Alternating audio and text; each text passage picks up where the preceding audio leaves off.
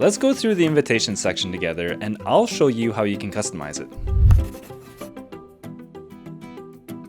Getting people to join your group video is simple with VidDay. From your event page, click the Send Invites card.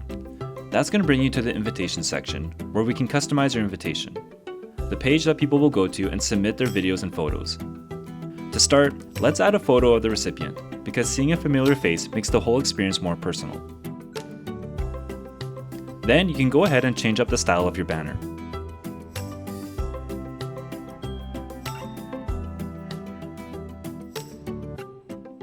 You can record a short video so when people you invite land on your invitation, they'll get a warm welcome and a quick explanation straight from you.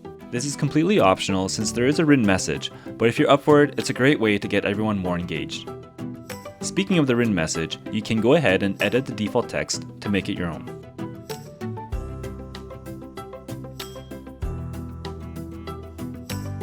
Not everyone will know what to say in their video message, so you can help them out with creative prompts. You can add up to 3 and even write your own.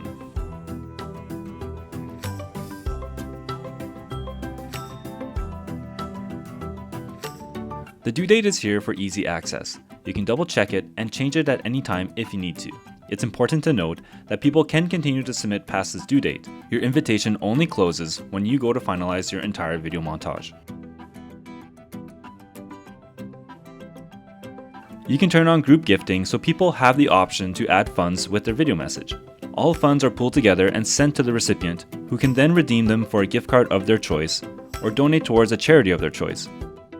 You can also turn on group planting, so contributors can plant trees as a gift. Their name and tree count will be added to the gift presentation. You can keep them off, turn on one or both, it's totally up to you.